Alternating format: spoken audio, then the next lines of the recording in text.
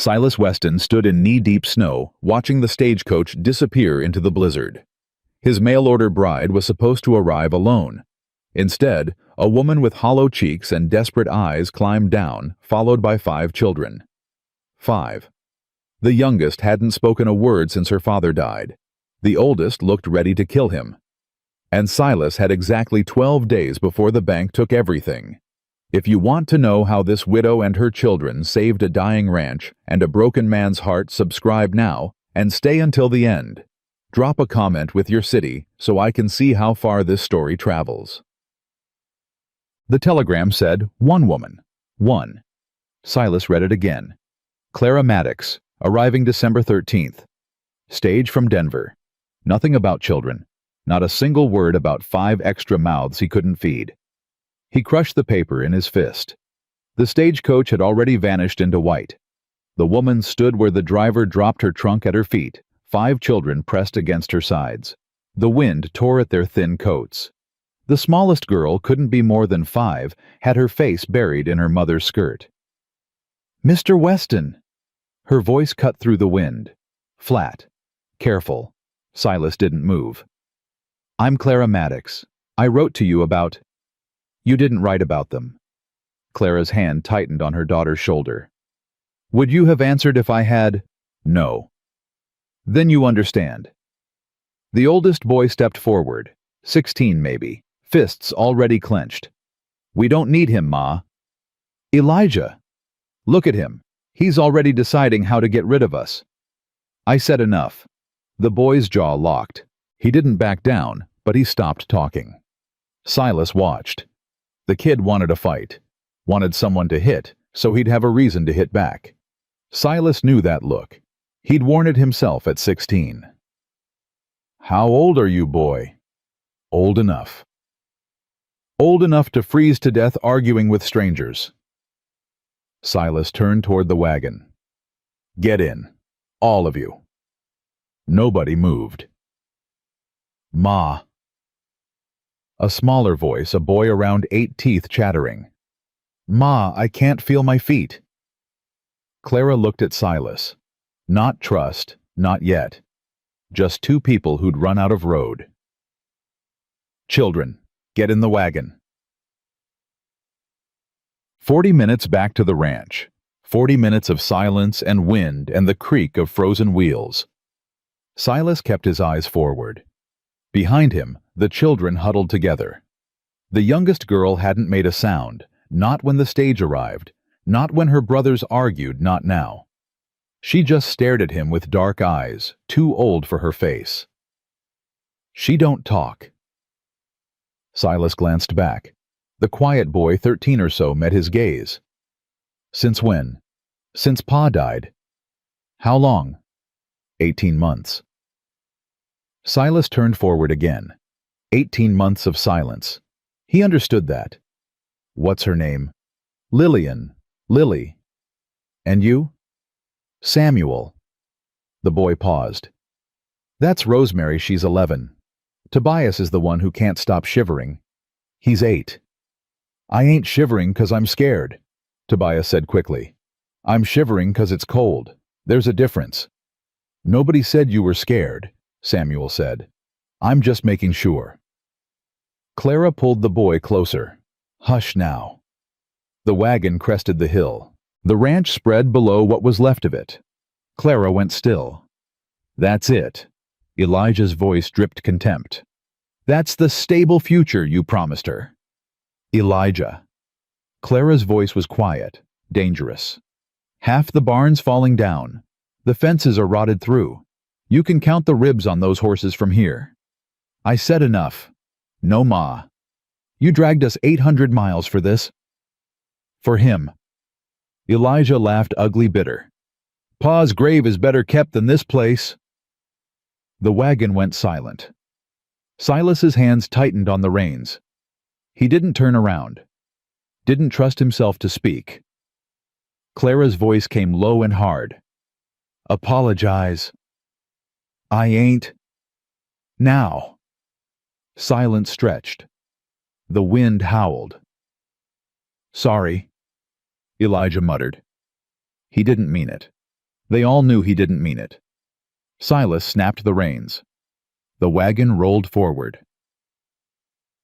The cabin was 2 rooms and a loft, built for 1 man, maybe 2. 7 people made it feel like a coffin. Clara moved through the space counting, measuring. Her eyes missed nothing. The sagging shelf, the cracked window stuffed with rags, the empty pantry with 3 cans of beans and half a sack of flour.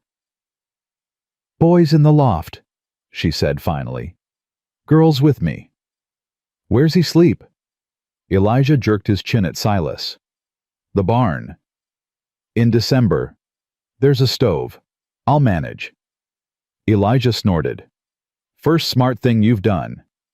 "Elijah." Clara grabbed her son's arm. "Outside. Now." She dragged him through the door. It slammed behind them. Through the thin walls, Silas heard voices. Clara's sharp, Elijah's defiant. The other children stood frozen. "Is Ma gonna whip him?" Tobias whispered. "Ma don't whip," Samuel said. "She just talks. That's worse." Rosemary, the 11-year-old, knelt beside Lillian. "It's okay, Lily. It's okay." The little girl's eyes stayed fixed on Silas, watching, waiting, like she expected him to disappear, or worse. Silas crouched down, slowly, the way you'd approach a spooked horse. "Hey there." Lillian pressed closer to Rosemary. "I ain't gonna hurt you. Any of you." He kept his voice low, steady. "This ain't much of a place. I know that. But it's warm, and it's dry, and nobody here's gonna raise a hand to you. Understand?" Lillian didn't respond, didn't blink, but her grip on Rosemary's arm loosened. Just a little. The door banged open. Clara stepped back inside, face flushed from cold and anger. Elijah followed, jaw set, eyes burning. "Elijah has something to say," Clara said. The boy stood rigid. "I shouldn't have said that about your place. And I'll work to earn our keep, starting tomorrow." The words came out like he was spitting nails, but he said them. Silas nodded. "Fair enough." "I ain't finished." Elijah stepped closer. "You hurt my ma or any of my brothers and sisters, I'll kill you. We clear?" "Elijah." "It's fine." Silas met the boy's eyes. "We're clear." For a long moment they stood there. 2 males marking territory. Then Elijah turned and climbed to the loft without another word. Clara let out a breath. "I'm sorry. He's protecting his family. Nothing to apologize for." She studied him, looking for the lie, the angle. "You got any food in this place?" she asked finally. "Real food. Beans, flour, coffee." "That's it." "Had chickens. They stopped laying." "Meat. If I can trap something." Clara nodded like this was exactly what she'd expected. Disappointment met with practice. "Rosemary helped me find the cooking pots. Samuel, check if that pump works. Tobias. I want to help too. You're gonna keep Lily warm by the fire. That's helping. But, most important job there is. Can I trust you with it?" Tobias straightened. "Yes, ma'am." The children scattered. Clara turned to Silas. "We need to talk, after supper." "I figured." "No more lies, from either of us." "Agreed." She held his gaze a moment longer. Then she went to work. Supper was beans stretched thin across 7 plates. The children ate like they hadn't seen food in days. Maybe they hadn't. Silas watched Clara. She served everyone else, first took the smallest portion, pushed food around her plate without eating. "There's more," he said. "I'm fine. You ain't eaten 3 bites. The children need their mother standing upright." He pushed the pot toward her. "Eat." The table went quiet. Even Tobias stopped chewing. Clara's eyes flashed. "I've kept these children alive for 18 months on nothing but my own 2 hands, and whatever God saw fit to, and you did it by starving yourself. That ain't your concern. You're in my house, eating my food. That makes it my concern." The silence stretched. Elijah's hand moved toward his fork like he might use it as a weapon. Clara's voice dropped to ice. "I don't need a stranger telling me how to care for my own children. And I don't need a martyr dying in my kitchen." They stared at each other. The fire crackled. The wind moaned outside. Then, impossibly, Clara laughed. Not much, just a short, sharp sound, but real. "You always this charming with guests." "Ain't had guests in 5 years. Might be out of practice." She shook her head, reached for the pot, took another scoop of beans. Satisfied. Getting there. Later, after the children slept, they sat across from each other at the table. The fire burned low. The wind had died to a whisper. "The ranch is failing," Silas said. "No point in dancing around it. Been failing for 2 years. Drought took the grass. Lost half the herd. Couldn't pay the hands, so they left. Bank's coming in 12 days. If I don't clear $340 by Christmas, they take everything." Clara's face didn't change. "How much you got?" $47. "So you need 312 days?" "Yes." "And you thought a wife would fix that?" Silas looked at his hands, scarred, calloused, empty. "I don't know what I thought. I was drunk when I wrote that ad. Lonely. Figured maybe if I had someone to witness it, someone to share the weight of losing." "That's pathetic." "I know." "You lied to me." "Yes." "You let me drag 5 children 800 miles for a lie." "Yes." Clara stood, walked to the window, looked out at nothing. "Thomas always said I trusted too easy, said it would get me killed one day." Her voice was flat. "Maybe he was right." "Your husband, dead 18 months. She didn't turn around. "Logging accident, tree fell wrong. Lillian was there, watched the whole thing." Silas's chest tightened. The little girl's eyes, the silence. It made sense now. "After Thomas died, his family took everything," Clara continued. "The farm, the savings, said I was bad luck. Said 5 children were too much trouble." She laughed, hollow, broken. "His own brother looked me in the eye and told me to find my own way. So I did." The ad. The ad. She finally turned. Her eyes were dry. No tears left. "I sold everything I had. Bought stage tickets. Told my children we were going somewhere safe. Somewhere stable." She paused. "I lied to them too." Silas didn't know what to say. "What do you say to someone who's lost as much as you have?" "I had a wife," he said finally. "And a son, 5 years ago." Clara went still. Scarlet fever, both of them, same week. He stared at the fire. "I buried them together, dug the grave myself, hit rock before I got deep enough, but I kept going, couldn't stop." The silence stretched between them, not uncomfortable, just heavy, the specific weight of grief that only those who'd carried it understood. "What was his name?" Clara asked quietly. "Daniel. Danny, we called him. He was 4. "And your wife?" "Margaret." Silas's voice caught. "Maggie." Clara sat back down. Her hand moved across the table, stopped halfway. Pulled back. "I'm sorry. It was 5 years ago. Don't matter. Pain don't keep a calendar." Silas looked at her. This woman who'd walked into his disaster with 5 children and nothing but $40 and a Bible. Who'd been lied to, abandoned, stripped of everything, and still sat here, calm, steady, figuring out what came next. "Why ain't you running?" he asked. "Where would I go?" "Anywhere. Back to Denver. Another town. Anywhere but here." Clara smiled, thin, tired but real.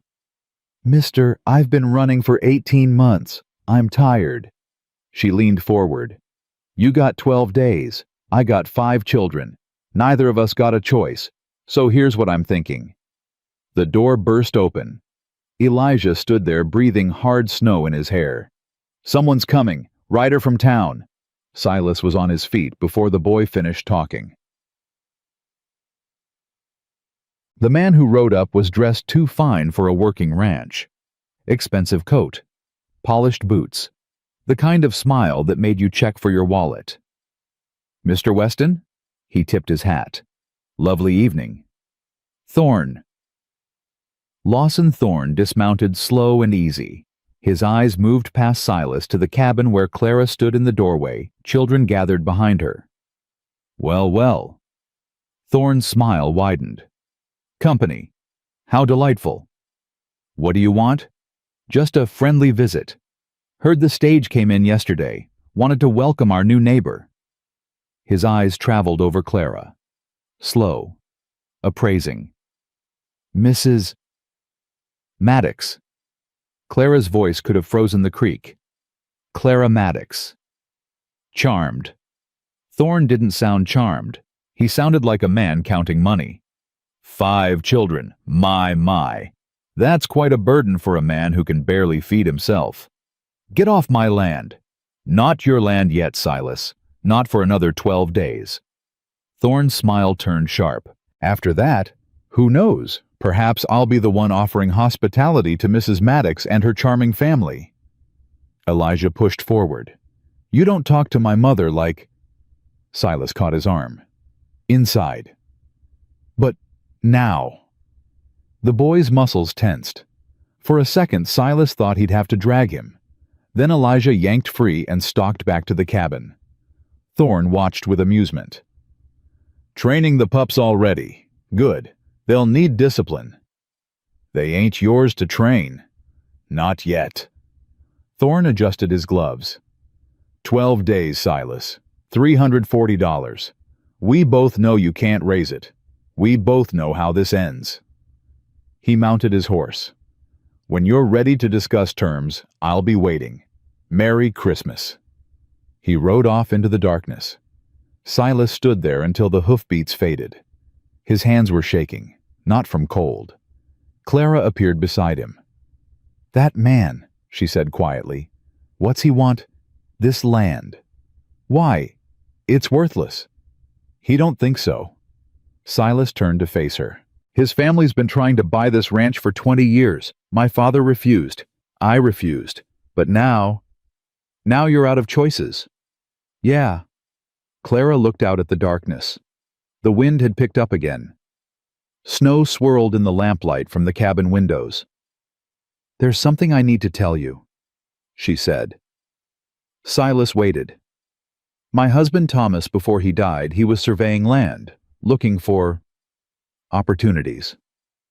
She paused. He taught me how to read terrain, how to spot signs of mineral deposits. You're a surveyor. I know enough. She met his eyes. This land of yours. I looked at it today, the way the creek runs, the color of the rocks near the North Ridge. What about it? Either I'm wrong or your ranch is sitting on something valuable, something that man Thorne knows about. She paused. And something he's willing to wait 12 days to steal. Silas stared at her. Silver, Clara said. I think there's silver here, Silas. From the doorway, a small voice cut through the wind. Mama! They both turned. Lillian stood on the porch barefoot, in the snow, eyes wide. It was the first word she'd spoken in 18 months. Clara ran, swept the girl into her arms. Baby, did you just... Lillian's face crumpled. She buried her head in her mother's shoulder and spoke again. Mama, I'm scared.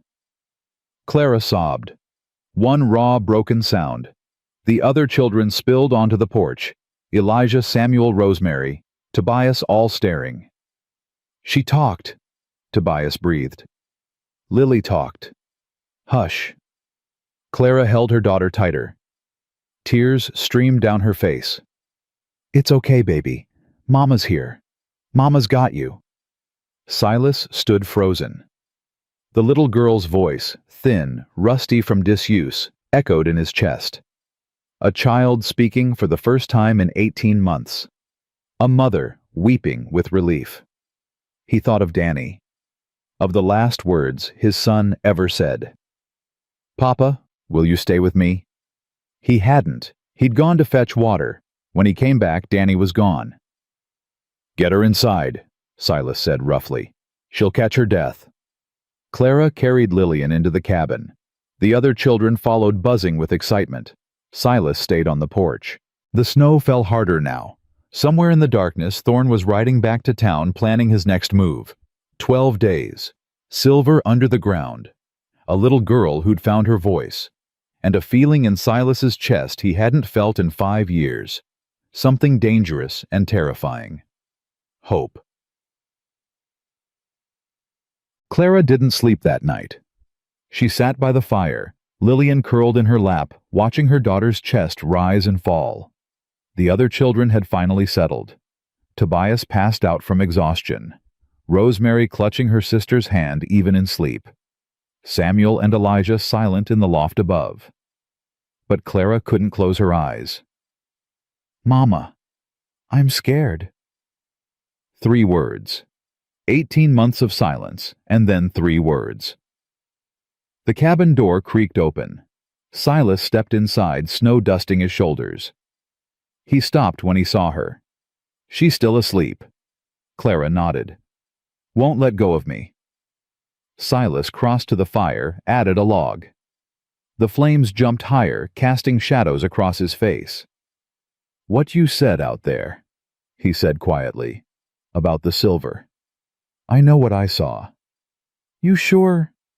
Clara stroked Lillian's hair. "My husband spent 3 years learning to read land. He taught me everything he knew. The way the rocks layer near your north ridge, the color of the soil by the creek bed, those are signs, Silas. Good signs." "Then why ain't anyone found it before?" "Because no one was looking." Clara met his eyes. "Or maybe someone was." Silas frowned. "Thorne. He wants this land awful bad for a failing cattle ranch. You said yourself his family's been trying to buy it for 20 years. Why, what do they know that you don't?" Silas stared into the fire. The question had never occurred to him. His father had always said the Thornes were just greedy, wanted to expand their empire, swallow up every small rancher in the territory. But what if it was something else? What if they'd known all along what lay beneath the dirt? "My father never mentioned silver," he said. Maybe he didn't know. Maybe Thorne's family found something and kept it quiet, waiting for the right time to... Lillian stirred. Whimpered. Clara went still. "Shh, baby. Mama's here." The girl's eyes fluttered open. For a terrible moment, Clara braced for the silence to return, for Lillian to retreat back into that dark place where words couldn't reach her. But Lillian looked up at her mother and whispered, "I had a bad dream." Clara's breath caught. "What kind of dream, baby?" "The tree. The tree was falling again." Clara pulled her closer, rocked her. "It's over now. The tree's gone. You're safe." "Papa's gone too." "I know, sweetheart. I know." Silas stood frozen by the fire. He shouldn't be here for this. This was private, a mother and daughter grief and healing. He didn't belong. But when he moved toward the door, Lillian's voice stopped him. "Mr." He turned. The girl was looking at him with those dark, knowing eyes. "Are you going to make Mama cry?" The question hit him like a fist. "No," he said. "I ain't going to make your mama cry." "Promise." Silas looked at Clara. At this woman who'd walked into his disaster carrying 5 children and a trunk full of broken dreams. Who'd already been lied to, abandoned, stripped of everything. "I promise." Lillian studied him a moment longer. Then she nodded, tucked her head against Clara's chest, and closed her eyes. Clara mouthed 2 words over her daughter's head. "Thank you." Silas nodded and stepped out into the cold. The snow had stopped. Stars glittered overhead like scattered ice. He stood on the porch, breath fogging in the darkness, and tried to remember the last time he'd made a promise to anyone. 5 years. Maggie's deathbed. He'd promised to take care of Danny, and 3 days later Danny was dead too. He'd stopped making promises after that. But something about that little girl's eyes, something about the way she'd looked at him searching for truth, made him want to try again. 11 days. He had 11 days to save this ranch, protect this family, and figure out if there really was silver under his land. And if there was, he had 11 days to find it before Thorn took everything. The first light of dawn was creeping over the mountains when Silas finally went to the barn. He didn't sleep. Couldn't. His mind kept circling back to Clara's words, to Lillian's question, to the promise he'd made without thinking. Are you going to make Mama cry? God help him, he hoped not. Morning came hard and fast. Silas was hauling water from the pump when Elijah appeared coatless despite the cold jaw set for battle. I want to check the north pasture. Silas set down the bucket. Why? Ma said there might be something up there. I want to see for myself. Your ma told you about... I ain't deaf. I heard you talking last night. Elijah's eyes were sharp, accusing. Silver. You really think there's silver on this land? Your mother thinks so. And what do you think? Silas wiped his hands on his trousers. I think your mother's smarter than me. If she says there's signs, I believe her. Elijah snorted. You believe her 'cause you're desperate. That too. The honesty caught the boy off guard. He'd been expecting denial, defensiveness, not agreement. I'm going to check, Elijah said. With or without your permission. Didn't say you needed permission, said I wanted to know why. Because if there's silver, it changes everything. Elijah stepped closer. It means we ain't stuck here begging for scraps. It means Ma has options. It means you can leave. Elijah's mouth snapped shut. Silas nodded slowly. That's what you're thinking, ain't it? Find the silver, stake a claim, and get your family away from the broken-down rancher who can't feed himself. Can you blame me? No. Silas picked up the bucket. I'd be thinking the same thing in your shoes. Then why ain't you mad? Because you're trying to protect your family. Ain't nothing wrong with that. He started toward the house, then paused. Take Samuel with you. He's got good eyes. And stay away from the ridge grounds, unstable up there when it's icy. Elijah stared at him. You're just letting me go. You're 16. Old enough to make your own choices. Silas met his gaze. Just be smart about it. Your ma's got enough to worry about. He walked away before Elijah could respond. Inside the cabin, Clara was making breakfast with whatever she'd scrounged from the bare pantry. Rosemary helped moving with quiet efficiency. Tobias sat by the fire with Lillian telling her some wild story about a bear he claimed to have seen from the stagecoach window. And it was this big Lily, I swear, bigger than a horse, maybe bigger than 2 horses. Bears ain't that big, Lillian said softly. Everyone went still. Tobias recovered first. This one was. It was a special bear, a magic bear. There ain't no magic bears. How do you know you ever seen one? No. Then how do you know there ain't? Lillian considered this with tremendous seriousness. I guess I don't. See magic bear. Clara turned away from the stove. Silas saw her wipe her eyes, quickly tears of relief, of joy, of something that had been locked away for 18 months. Mr. Weston. Her voice was steady despite the emotion. Will you be joining us for breakfast? If there's enough. There's enough. She ladled oatmeal into a bowl. Rosemary found more in the back of the pantry. Seems you've got supplies you forgot about. Seems so. They ate together at the small table, 7 people crammed into a space built for 2. Elbows bumped, knees knocked. Tobias spilled his water, and Rosemary cleaned it up without being asked. It should have felt crowded, suffocating. Instead, it felt like something Silas had forgotten existed. Family. The word surfaced unbidden, and he pushed it away.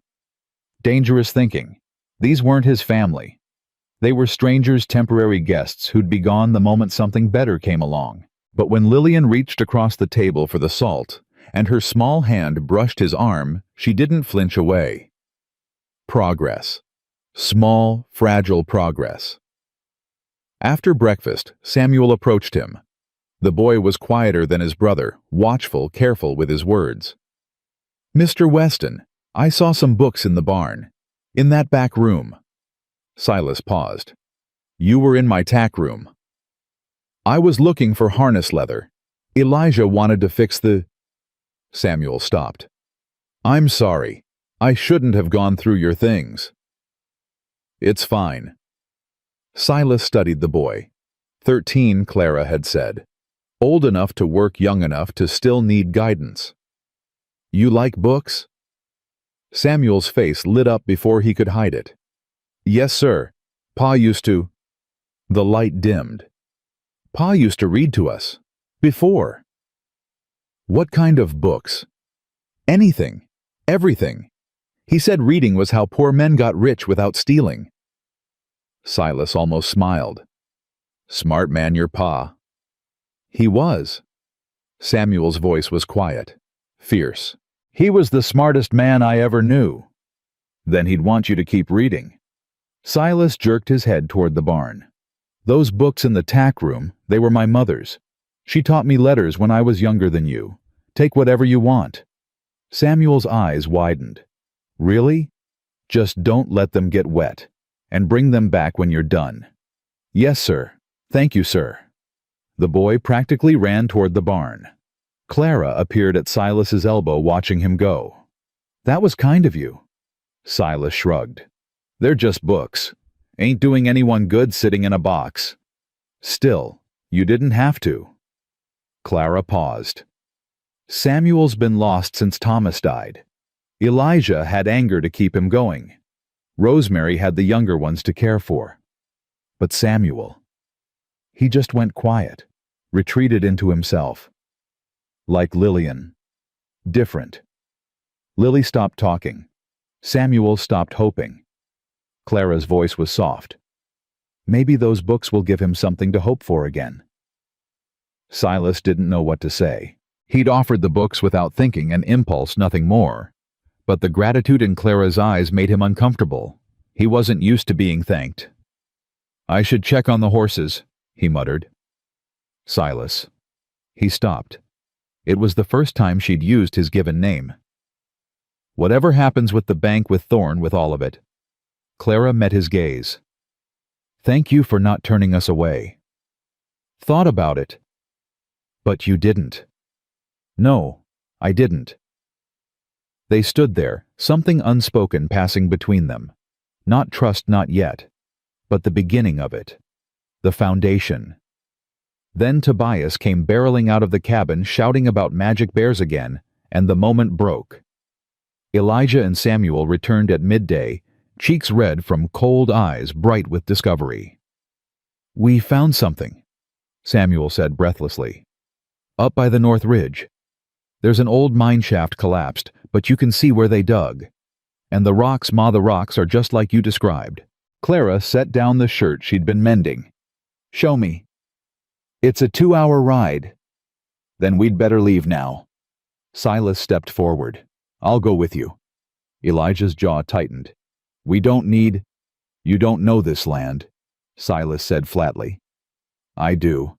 There's a canyon between here and the North Ridge that floods when the snow melts. Wrong path and you'll be neck-deep in ice water before you know what happened." "I can handle—" "Elijah," Clara's voice cut through. "Mr. Weston knows the terrain. We need him." The boy's fists clenched. For a moment Silas thought he'd argue, but Clara's gaze held steady, and finally Elijah looked away. "Fine, but I'm leading." "Fair enough." Silas grabbed his coat. "Rosemary, you're in charge while we're gone. Keep the fire going and don't let Tobias eat all the bread." "Yes, sir." "I won't eat all the bread," Tobias protested. "Just most of it." Despite everything, Silas felt the corner of his mouth twitch. The boy was impossible not to like. The ride to the North Ridge took longer than 2 hours. The snow had drifted deep in places, and twice they had to dismount and lead the horses through. Elijah pushed ahead, determined to prove he didn't need help. Samuel rode beside Clara, pointing out landmarks he'd memorized on his earlier trip. Silas brought up the rear, watching, assessing. The land looked different in winter, stripped bare, all pretense removed. You could see the bones of it, the way the hills rolled, the places where water collected, the dark veins of rock pushing through the white. Clara saw it too. Her eyes moved constantly, reading the terrain like others read books. There. She pointed toward a rocky outcropping. See how the stone changes color? That's oxidation. Something metallic underneath. Could be iron, Silas said. Could be, but iron don't usually run in veins like that. Clara urged her horse forward. I want to see that mine shaft. They found it at the base of a steep slope, a dark mouth in the hillside, half buried by decades of rockfall. Old timber supports poked through the rubble, rotted and splintered. Someone was digging here, Samuel said. A long time ago. Silas dismounted, approached the opening carefully. The ground was unstable. He could feel it shifting under his boots. Don't go in, Clara warned. The whole thing could come down. Wasn't planning to. He crouched, examined the rocks scattered near the entrance. Most were ordinary granite, unremarkable. But a few. Hand me that piece there. He pointed to a chunk near Samuel's feet. The boy passed it over. Silas turned it in his hands, scraping away the frost and dirt with his thumbnail. Underneath, the rock glittered with pale metallic threads. Well? Clara asked. I ain't a geologist. Silas stood still, holding the rock. But this don't look like iron to me. Clara took it from him. Her face changed as she examined it, hope warring with caution. We need to get this assayed, properly. Nearest assay office is in Denver, 3 days' ride. Then we do it in 2. Elijah stepped forward. I'll go. No. Clara's voice was firm. We stay together. Ma. I said no. I won't have you riding alone through the mountains in winter. She looked at Silas. Is there anyone closer? Anyone who could tell us what this is? Silas thought. There's an old prospector in town, Ezra Hawkins. He worked the silver mines in Nevada before his lungs gave out. If anyone can identify that rock, it's him. Can we trust him? He hates Thorn more than I do. That's enough for me. They rode back as the sun began to set, shadows stretching long across the snow. Clara clutched the rock sample in her saddlebag like it was made of gold. Maybe it was. Maybe everything they needed was sitting right under their feet, and the only thing standing between them and survival was time. 10 days now. 10 days until the bank came. And somewhere out there, Lawson Thorn was waiting. The next morning, Silas rode into town alone. Clara had wanted to come, but someone needed to stay with the children, and they both knew Elijah wasn't ready to be left in charge.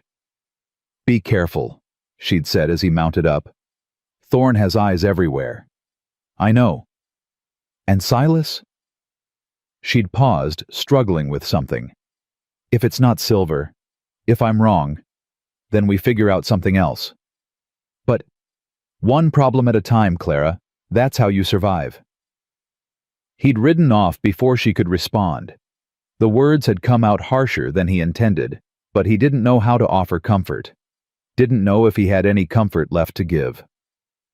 Town was a 40-minute ride on a good day. Today, with the snow, it took nearly an hour. Silas kept to the back roads, avoiding the main street where Thorn's men would be watching. Ezra Hawkins lived in the shack on the edge of town, surrounded by rusted mining equipment and empty whiskey bottles. The old man was sitting on his porch when Silas rode up, a blanket wrapped around his shoulders and a pipe clenched between his teeth. Weston. He didn't sound surprised. Heard you got company. Word travels fast. Only thing that does in this town.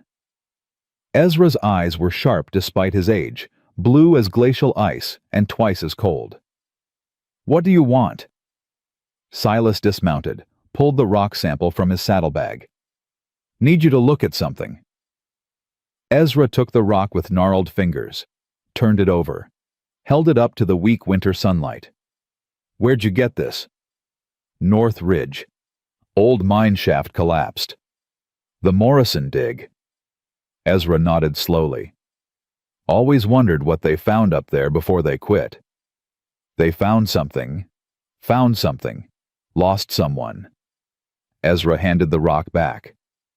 "Morrison's partner died in a cave-in. After that, Morrison sold his claim and left the territory. Never said what they'd dug up, but he had money when he left. More money than a failed prospector should have." Silas's heart was beating faster now. "Who'd he sell the claim to?" Ezra's smile was grim. "Who do you think Old Man Thorne, Lawson's grandfather, bought it for pennies and sat on it for 40 years. Why, if there's silver up there?" "Ain't about the silver." Ezra pulled his blanket tighter. "Thorns have been playing a long game since before you were born. They buy land, wait for the owners to fail, then scoop up everything for nothing. Your ranch sits right in the middle of 3 claims they already own. Without your land, they can't access the ridge. Without the ridge, they can't reach the silver. Now you're catching on." Ezra spat into the snow. "Your daddy knew. That's why he never sold no matter how hard times got. He knew the Thorns needed his land more than he needed their money." Silas stared at this rock in his hands. All these years of struggling suffering, watching everything fall apart, and the answer had been right under his feet. "Is it silver?" he asked. "That rock, is it what I think it is?" Ezra was quiet for a long moment. Then he nodded. "High-grade ore. Some of the best I've seen since Nevada." He met Silas's eyes. "You're sitting on a fortune, boy. Question is, can you keep it?" Silas rode back to the ranch with his mind racing. The rock sat in his saddlebag heavier now with the weight of what it meant. Silver. Real silver. Enough to pay off the debt 100 times over. But Ezra was right. The question wasn't whether the silver existed. The question was whether they could claim it before Thorne took everything. He was a mile from the ranch when he saw the smoke. Not chimney smoke too thick, too black. Something was burning. Something big. Silas kicked his horse into a gallop. He crested the ridge and his stomach dropped. The barn was on fire. Flames licked up the sides, devouring the old wood like hungry wolves. Figures moved in the yard, Clara and the children hauling water from the pump in a desperate bucket chain. Silas was off his horse before it stopped moving. "What happened?" Clara's face was streaked with soot and tears. "We don't know. It started 20 minutes ago. The horses—" A scream from the barn. A horse's scream, high, terrified. Elijah was running toward the flames. "Boy, stop!" But Elijah didn't stop. He plunged through the barn doors and disappeared into the smoke. Silas ran after him. Inside, the heat was a wall. Smoke blinded him, burned his lungs. He could hear the horses thrashing in their stalls, maddened by fear. "Elijah! Over here!" Silas followed the voice.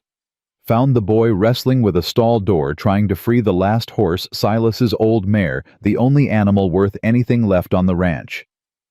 "It's stuck," Elijah shouted. "The latch is stuck." Silas shoved him aside.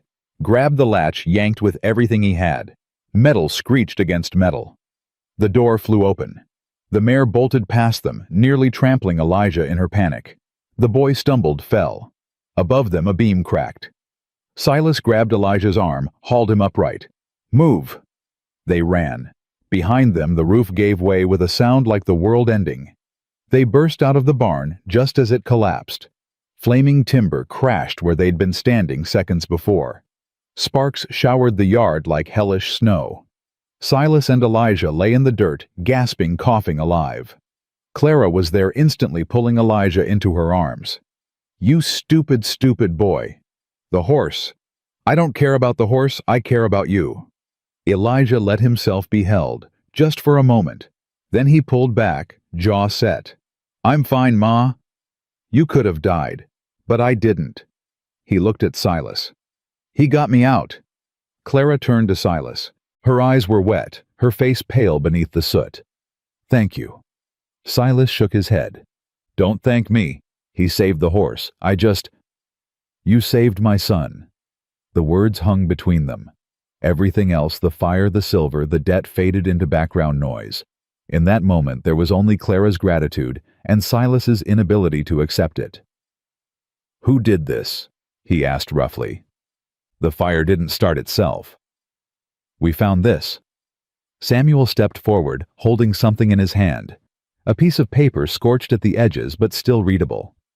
Silas took it, read the words scrawled in crude letters. 10 days. Sell or burn.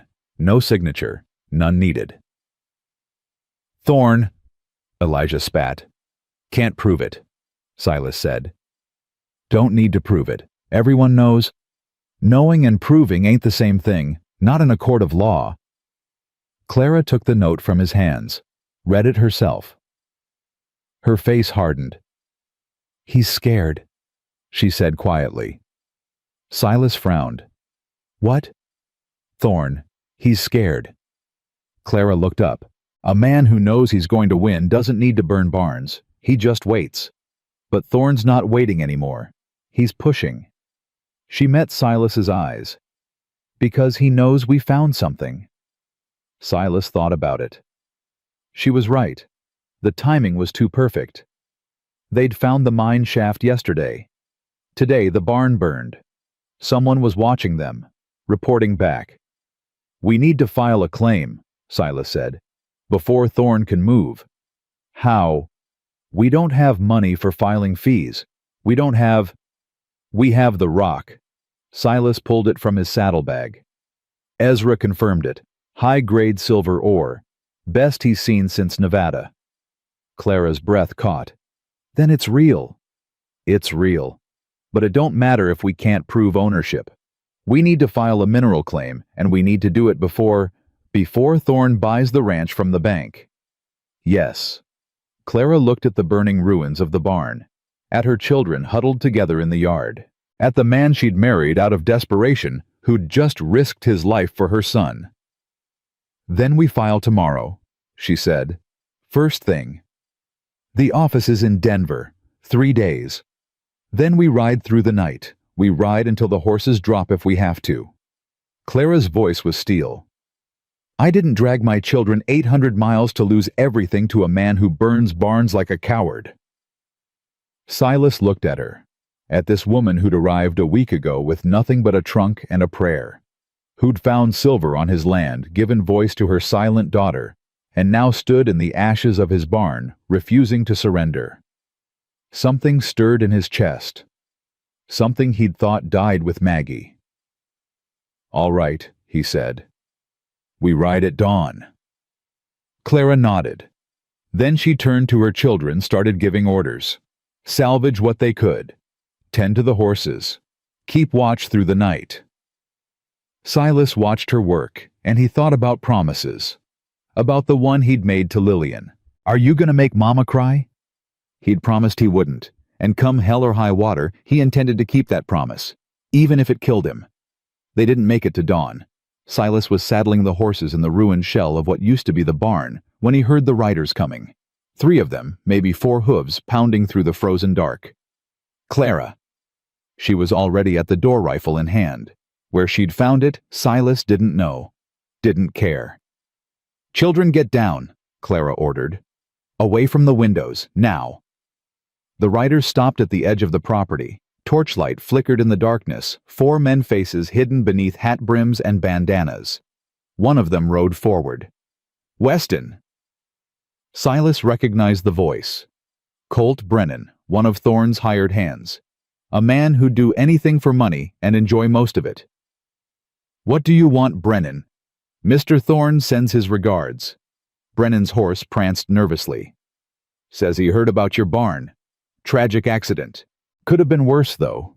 Could have been the house." Clara's knuckles went white on the rifle. "Get off my land," Silas said. "Ain't your land yet. 9 days, Weston. 9 days and everything here belongs to Mr. Thorne." Brennan paused. "Unless you want to save yourself some trouble." Sign over the deed tonight. Mr. Thorne's prepared to be generous. How generous? Enough for the widow and her brats to start over somewhere else. Enough for you to drink yourself to death in peace. Brennan's smile was audible even in the darkness. Better than what happens if you keep fighting. Silas felt Clara move beside him. Her voice cut through the cold like a blade. You tell Mr. Thorne something for me. Brennan turned toward her. The widow speaks. What's the message, sweetheart?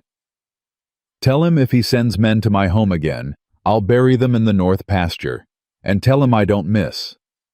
She raised the rifle, aimed it directly at Brennan's chest. The other rider shifted nervously. Brennan held up his hands. Easy now. No need for... There's every need. Clara's voice didn't waver. You burned our barn. You threatened our children. You think I won't pull this trigger. Ma'am, I don't know what you're... Don't lie to me. I've had enough lies to last a lifetime. Clara stepped forward. Now get off this property before I decide Thorne needs a new messenger. Silence. The torches crackled. The horses stamped. Then Brennan laughed low, ugly. You've got spirit, widow. I'll give you that. He turned his horse. 9 days. Remember that. They rode off into the darkness. Clara kept the rifle raised until the hoofbeats faded to nothing. Then her hands began to shake. Silas caught her as her knees buckled. I've got you. I've got you. I couldn't... Her voice broke. I couldn't let them... You didn't. You sent them running. Silas guided her to the porch steps, helped her sit. That was the bravest thing I've seen in 10 years. I was terrified. Brave ain't about not being scared. It's about being scared and doing it anyway. Clara laughed a wet, broken sound. Thomas used to say that. Smart man. He was. She wiped her eyes. God, he was.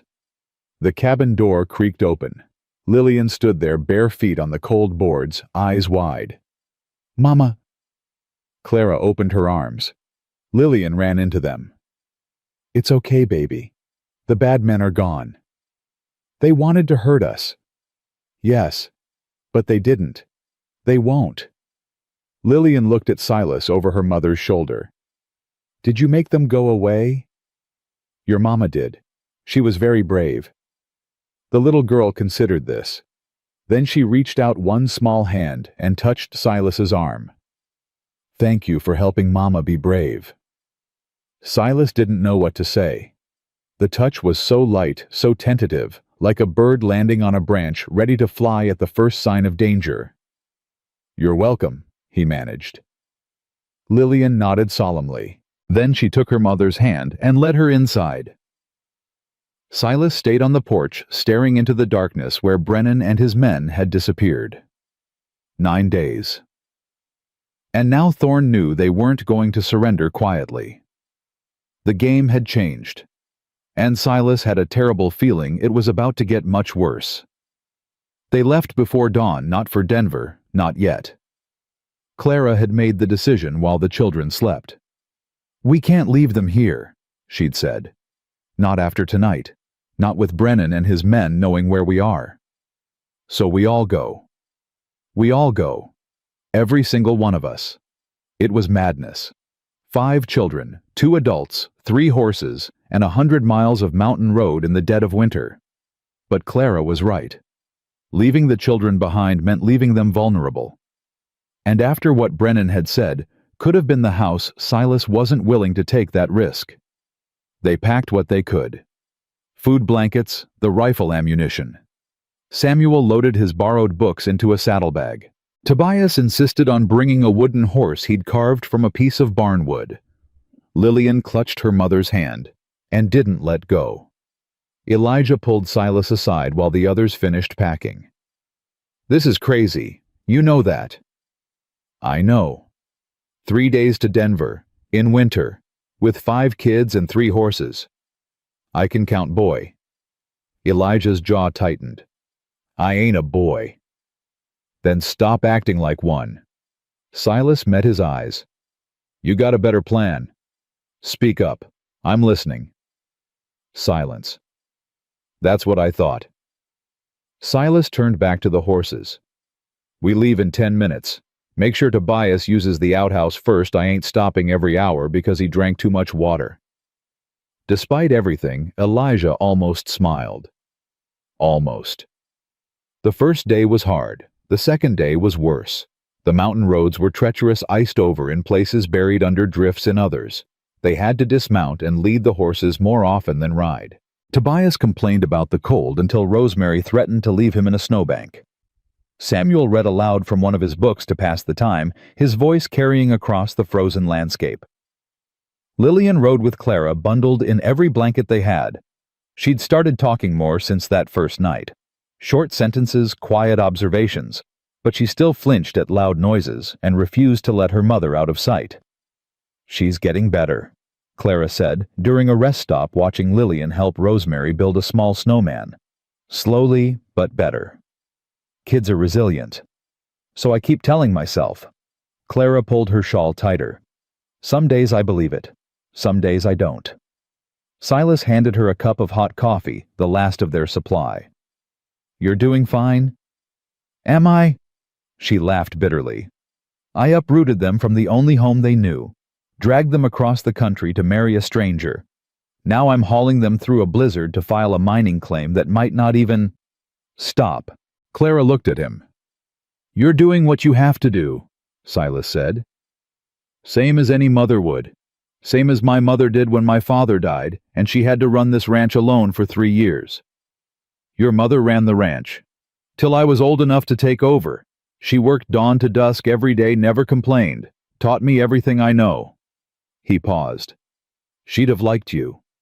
Clara was quiet for a moment. What happened to her? Fever. Same one that took Maggie and Danny just earlier. Silas stared at his coffee. Sometimes I think that sickness was just waiting for our family, picking us off one by one. Silas, we should get moving. He stood abruptly. Storm's coming. I can smell it. Clara wanted to press further. He could see it in her eyes. But she let it go. Some wounds weren't ready to be touched. The storm hit that night. They'd found shelter in an abandoned mining cabin, barely more than 4 walls and a roof, but it blocked the wind. Silas got a fire going while Clara settled the children. Outside, the world disappeared into a wall of white. How long? Clara asked, peering through a crack in the shutters. Could be hours. Could be days. Silas fed another log to the fire. These mountain storms are unpredictable. We don't have days. The claim office. Won't matter if we're dead. He met her eyes. We wait. Elijah paced like a caged animal. This is exactly what Thorne wanted. He knew we'd try to file. He knew we'd get caught in the mountains. Thorne don't control the weather, Silas said. No, but he controls everything else. Samuel looked up from his book. Actually, there's a story in here about a man who tried to control the weather. It didn't end well for him. Not helping Sam. I thought it was relevant. Tobias, who'd been suspiciously quiet, suddenly spoke up. I don't feel good. Everyone turned. The boy's face was flushed, his eyes glassy. Clara crossed to him in 3 steps, pressed her hand to his forehead. He's burning up. Silas's stomach dropped. Fever. In the mountains. Miles from any doctor. Tobias, sweetheart, when did you start feeling sick? This morning, but I didn't want to make us stop. Tobias's lip trembled. I'm sorry, Ma. I didn't mean to... Shh. You've got nothing to be sorry for. Clara was already stripping off his coat, feeling his neck, checking his eyes. Rosemary, get me the water. Samuel, find the extra blankets. Elijah. I'll get snow. For the fever. He was out the door before Clara could respond. Silas watched the family mobilize each child, knowing exactly what to do, moving without panic.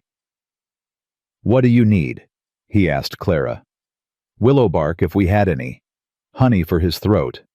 Clean water. She shook her head. We don't have any of it. There's willow bark in the forest. I've seen it growing near streams. You can't go out in that storm. I've survived worse. Silas grabbed his coat. Keep him warm. Keep him drinking. I'll be back. Silas. He was already gone. The storm hit him like a fist. Wind tore at his clothes, drove ice into his face. He couldn't see 10 feet ahead. But he'd spent 30 years on this land. He knew where the streams ran, where the willows grew. He found them by feel, more than sight, the distinctive rough bark under his frozen fingers. He stripped what he could, stuffed it inside his coat to keep it dry, and fought his way back to the cabin. He'd been gone 20 minutes. It felt like hours. Clara met him at the door, face tight with worry. Thank God. How is he? Worse. The fever's climbing. Silas handed over the willow bark. Boil it. Make him drink the tea, even if he fights you. I know how to treat a fever. Clara's voice was sharp, scared. I know you do. She softened. I'm sorry. I didn't mean... You're scared for your boy. Ain't nothing to apologize for. The night stretched into eternity. Tobias drifted in and out of consciousness, mumbling about magic bears and snow and his father. Clara stayed by his side, cooling his forehead with snow. Elijah brought in forcing willow bark tea between his cracked lips. The other children huddled together near the fire. Lillian had crawled into Rosemary's lap and fallen asleep. Samuel read by firelight, lips moving silently. Elijah sat apart watching his brother, fists clenched against his knees. He's gonna die, ain't he? Silas looked at the boy. What? Tobias? He's gonna die and there ain't nothing we can do about it. Elijah's voice was hollow. Just like Pa. Your pa died in an accident. This is different. Is it? We're stuck in the middle of nowhere with no doctor, no medicine, nothing. How is this different? Silas didn't have an answer, because the boy was right. They were trapped helpless watching a child fight for his life with nothing but boiled bark and prayers. I used to think I could protect them, Elijah continued. After Pa died, I told myself I'd keep them safe. I'd be the man of the family. I'd make sure nothing bad happened. He laughed bitterly. Look how well that turned out. You're 16. So you've done more than most grown men would. You've kept your family together, kept them fed, kept them moving. Silas sat down beside him. That ain't nothing, Elijah. That's everything. The boy was quiet for a long moment. When he spoke again, his voice was barely a whisper. I'm tired. I know. I'm so tired of being scared all the time. Tired of pretending I know what I'm doing. Tired of... His voice cracked. Tired of missing him. My pa. I miss him so much. Silas thought about Danny. About the weight of grief that never really lifted, just shifted. Missing don't ever stop, he said. You just learn to carry it different. How? I'll let you know when I figure it out. Elijah looked at him. Really looked maybe for the first time. You lost people too. My wife, my son, same fever that's got your brother. Silas stared at the fire. 5 years ago. Some days it feels like yesterday. Some days it feels like another life. Does it get easier? No. It gets different. You find ways to keep going. You find reasons. He glanced toward Clara, still bent over Tobias. Sometimes the reasons find you. Elijah followed his gaze. You care about her, my ma. It wasn't a question. Silas didn't answer. Didn't need to. She's been alone since Pa died, Elijah said quietly. Even when we were there, she was alone, carrying everything by herself. She'd never admit it, but I could see it. The weight. She's stronger than anyone I've ever met. That's the problem. She's so strong she won't let anyone help her. Elijah paused. Until now. Silas looked at him. She trusts you, Elijah said. I don't know why. After everything she's been through, she shouldn't trust anyone, but she trusts you. And you don't. I don't trust easy, not anymore. The boy held his gaze. but I'm starting to think maybe I should try." Before Silas could respond, Clara's voice cut through the cabin. "His fever's breaking." They both scrambled to their feet. Tobias was still pale, still weak, but his eyes were clearer, and the flush in his cheeks had faded. "Ma," his voice was a croak. "Did I miss anything?" Clara sobbed. Relief exhaustion. Love all tangled together. "No, sweetheart. You didn't miss anything. I had the weirdest dream. There was a bear, but it wasn't a magic bear. It was a sick bear, and I had to give it medicine. But the medicine was made of snow and— Tobias." Clara was laughing now, tears streaming down her face. "Stop talking and drink this." "More bark tea, Ma. That stuff tastes like—" "Drink it anyway." Tobias made a face but obeyed. The other children crowded around Rosemary, crying, Samuel pretending not to cry, Lillian patting her brother's hand with solemn tenderness. Elijah stood back watching. His shoulders had dropped tension, releasing that he'd been holding for hours. Silas caught his eye, nodded. Elijah nodded back. Something had shifted between them. Not trust, not yet, but the possibility of it. The storm broke the next morning. They emerged from the cabin into a world transformed, white and glittering, silent as a church. Tobias was weak but insistent. "I can ride. I ain't staying here another minute." "You'll ride with me," Clara said. "No arguments." "But Ma—" "No arguments." He slumped, but didn't fight. Progress. They made good time. The snow had packed down enough to travel, and the horses seemed eager to move after being cooped up. By midday, they'd covered more ground than the previous 2 days combined. It was Samuel who spotted the riders first. "Someone's coming." Silas squinted against the snow glare, 3 figures on horseback approaching from the east. "Brennan?" "Can't tell." Clara's hand moved to the rifle. "Children, stay behind me." But as the riders drew closer, Silas relaxed. He recognized the lead horse, a paint mare with distinctive markings. "It's all right. I know them." The riders pulled up 10 feet away. The leader pushed back his hat, revealing a weathered face and sharp gray eyes. "Silas Weston. Thought that was you." "Hector." Hector Morales had worked for Silas's father before Silas was born. He'd left 5 years ago when Silas couldn't afford to pay him anymore. No hard feelings, just survival. Now he rode for a ranch outside Denver, last Silas had heard. "What are you doing out here?" Silas asked.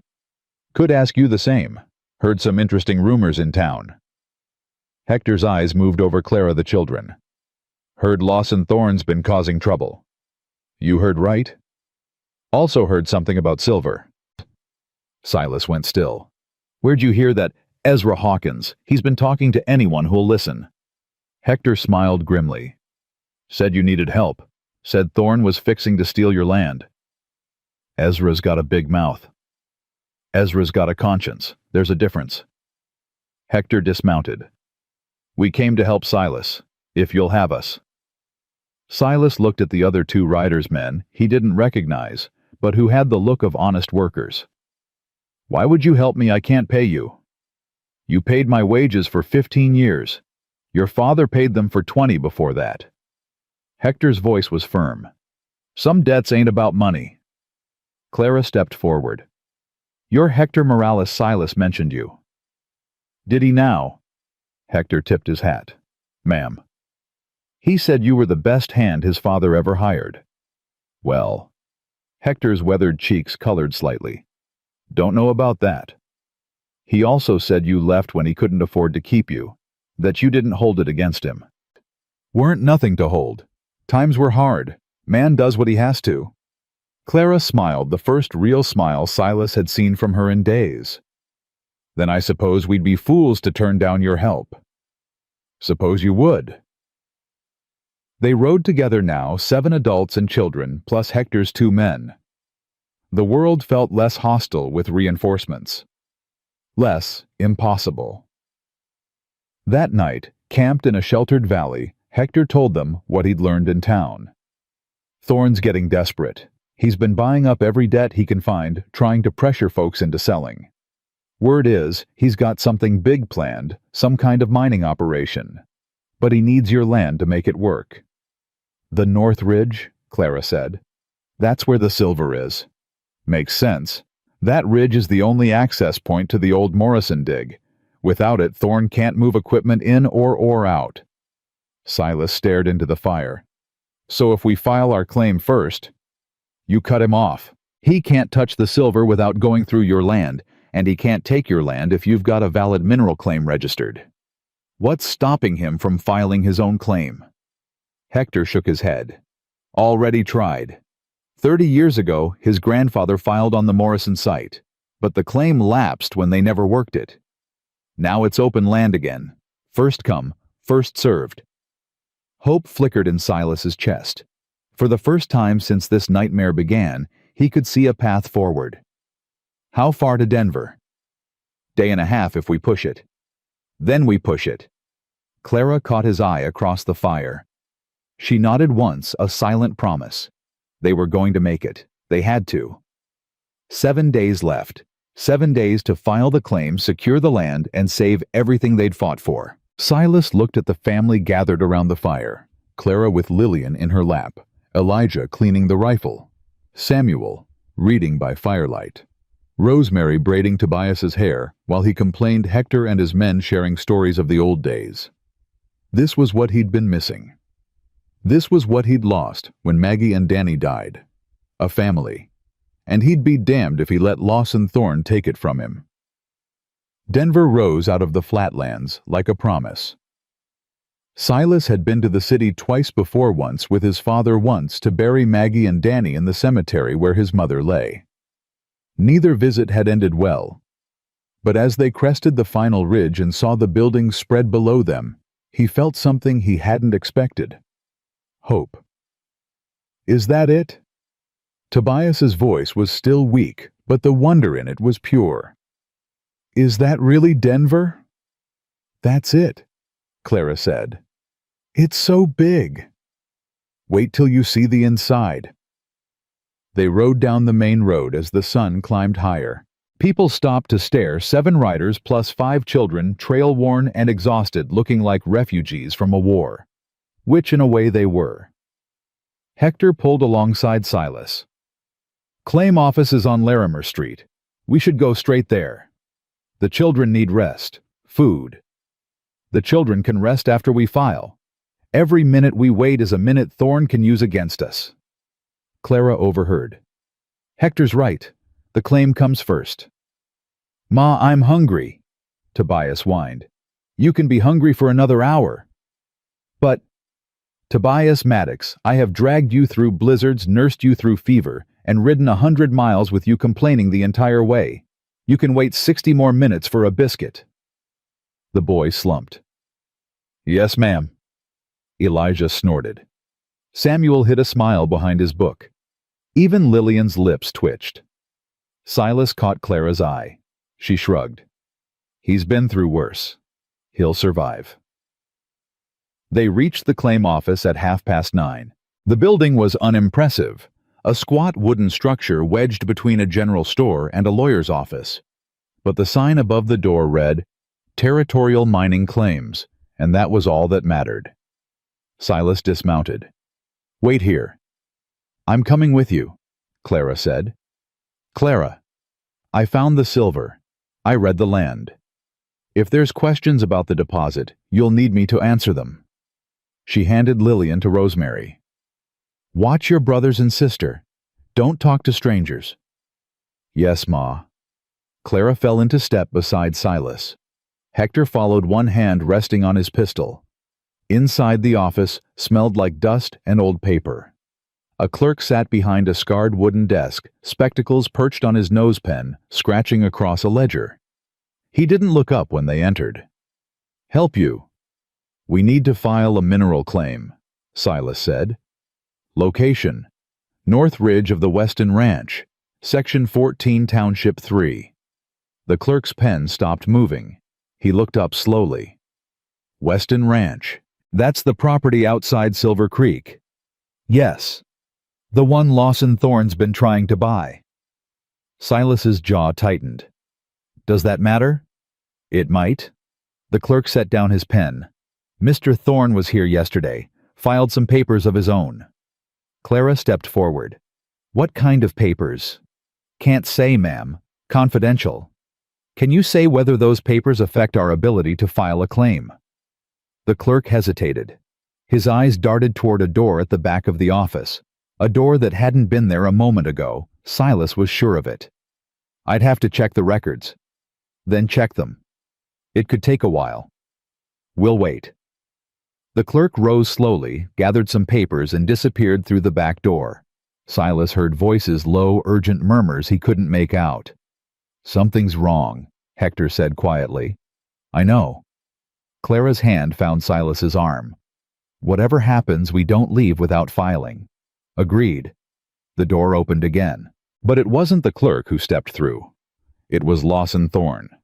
He looked different in daylight, cleaner, smoother, like a snake that had just shed its skin. His suit was expensive. His boots polished his smile, the kind that belonged on a poker player holding a winning hand. Mr. Weston, what a pleasant surprise. Thorne. And Mrs. Maddox. Thorne's eyes slid over Clara like she was property he was considering purchasing. Delightful to see you again. I trust the journey wasn't too arduous. What are you doing here? Clara's voice could have frozen the Rio Grande. Business, my dear, same as you. Thorne clasped his hands behind his back. I'm afraid there's been a complication with your claim. What kind of complication? The Territorial Office has received information suggesting that the Weston property is already encumbered by a prior claim, a claim filed by my grandfather in 1854. Silas's blood ran cold. That claim lapsed. Ezra Hawkins told us, Mr. Hawkins is a drunk and a fool. His opinion carries no legal weight. Thorne smiled.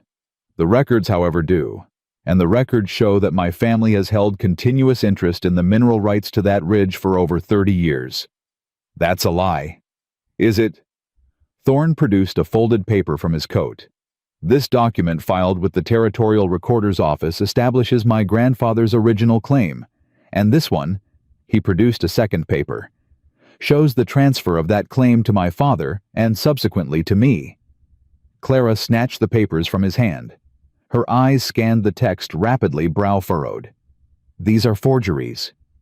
Careful, Mrs. Maddox. That's a serious accusation. These dates are wrong. The format doesn't match territorial standards from 1854. And this signature, she jabbed at the bottom of the page, is in ink that wasn't manufactured until 1879. Thorne's smile flickered. You seem very confident for a woman with no legal training. I'm confident because I can read. Clara held up the papers. My husband taught me to spot forged documents. Claim jumpers tried to steal our land in Texas 3 separate times. Every single one of them used papers just like these.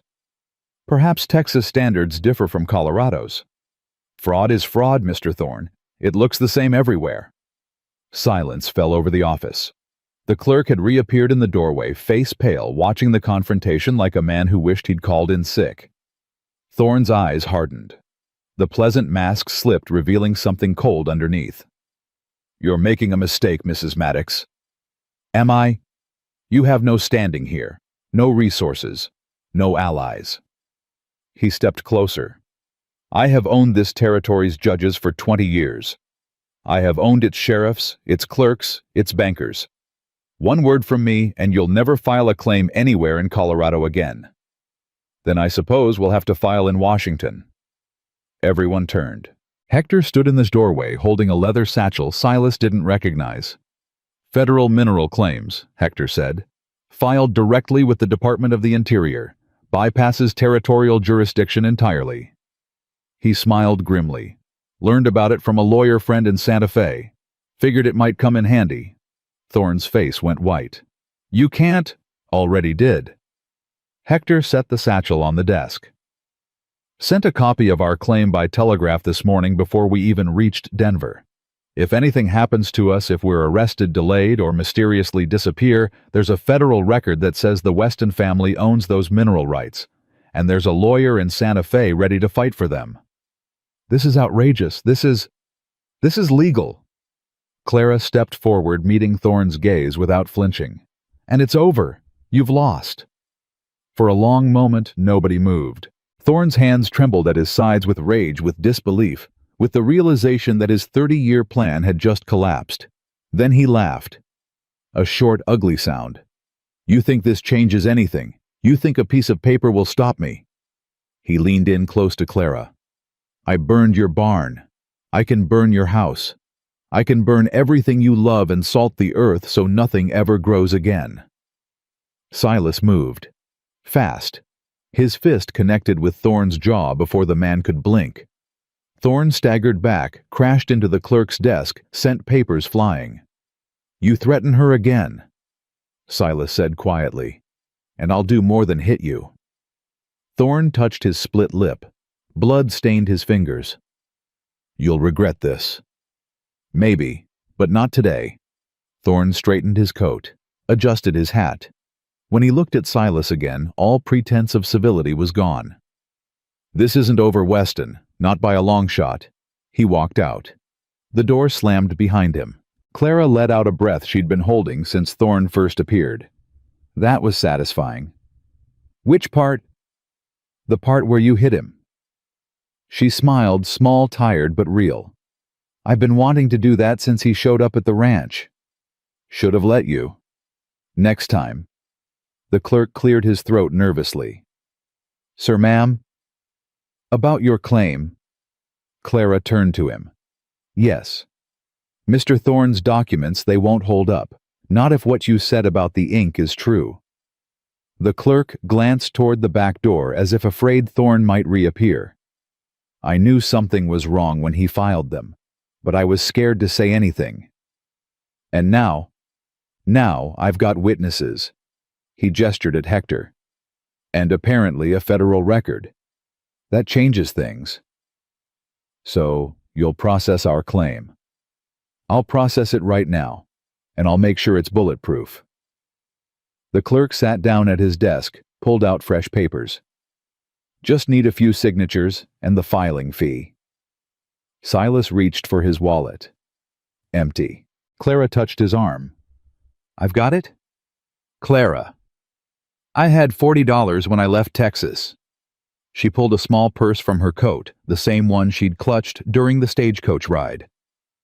Been saving it for an emergency. I'd say this qualifies. She counted out the bills and laid them on the desk. The clerk accepted them with shaking hands. Sign here, and here, and here. Silas signed. Clara signed as witness. Hector added his mark as a third party. When it was done, the clerk stamped the document with a heavy brass seal and handed them a copy. Congratulations. You now own the mineral rights to the north ridge of the Weston Ranch. Silas stared at the paper. The words blurred for a moment, exhaustion relief emotions he couldn't name. They'd done it. They'd actually done it. Clara's hand found his. Squeezed. Let's go tell the children. Outside, the sun had climbed higher. The street was busy now, merchants opening shops, wagons rolling past, people going about their ordinary lives. None of them knew that history had just been made in a dusty little office on Larimer Street. The children were waiting where they'd left them. Tobias had fallen asleep against Rosemary's shoulder. Samuel was reading. Elijah stood guard with his hand on the rifle. Well, Elijah's voice was tense. Did we get it? Clara held up the paper. For a moment, nobody moved. Then Tobias woke up, saw the document, and let out a whoop that echoed down the street. We did it. We got the silver. We got the claim. Clara corrected. The silver's still in the ground. But it's our silver now, right? Nobody can take it. Nobody can take it. Tobias whooped again. Samuel closed his book with a snap. Rosemary started crying happy tears, the kind that had been building for months. Even Elijah smiled a real smile that transformed his face. Lillian tugged on Clara's sleeve. "Mama, does this mean we can stay?" Clara knelt down to her daughter's level. "Yes, baby. It means we can stay. Forever. Forever." Lillian considered this. Then she turned to Silas. "Does that mean you're our papa now?" The question hit Silas like a punch to the gut. He looked at Clara, saw his own shock reflected in her eyes. "Lillian," Clara started. "Mr. Weston isn't—" "But you said we're staying forever, and papas are the ones who stay forever." Lillian's logic was unassailable. "So is he our papa or not?" Silas crouched down. The little girl's eyes, so serious, so hopeful, bore into his. "I'm not trying to replace your pa," he said carefully. "Nobody could do that. He was your father, and he always will be." Lillian's face fell. "Then you're leaving?" "No." Silas glanced at Clara, back to Lillian. "I'm not leaving. I'm gonna be here. For as long as you want me." "That's what papas do." "Then I guess—" Silas swallowed. "I guess that's what I'm gonna do." Lillian studied him for a long moment. Then she nodded, apparently satisfied, and returned to Rosemary's side. Clara's hand touched his shoulder. "You didn't have to say that." "I meant it." Silas stood facing her. "I ain't going anywhere, Clara, not unless you want me to. And if I don't want you to, then I'll stay." They stood there on the busy Denver street, 5 children watching a life worth of complications waiting for them back at the ranch. None of it mattered. In that moment, there was only Clara's eyes and the promise he'd just made. "We should find food," Clara said finally, "before Tobias expires from hunger." "I ain't expiring," Tobias protested. "I'm just really, really starving." "There's a difference. Ma, there's always a difference." They found a restaurant that served hot food and didn't ask questions about why 7 trail-worn people needed a table immediately. The children ate like they hadn't seen food in weeks. Hector and his men excused themselves to check on the horses and handle business, which probably meant making sure Thorne's men weren't planning an ambush. Silas watched Clara across the table. She was helping Lillian cut her meat, checking that Tobias wasn't eating too fast, reminding Samuel to put down his book during meals.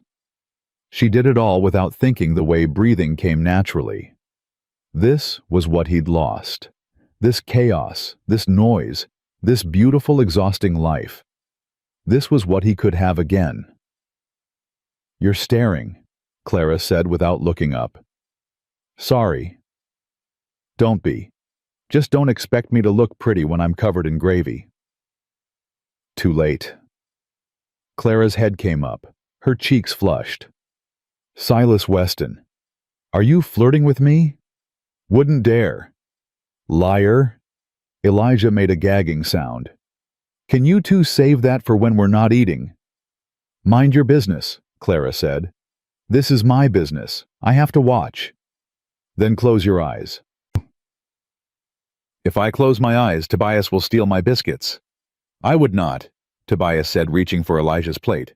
"I'm stealing Samuel's biscuits." "Hey, you're reading. You don't need them." "That's not how food works." The argument devolved into chaos.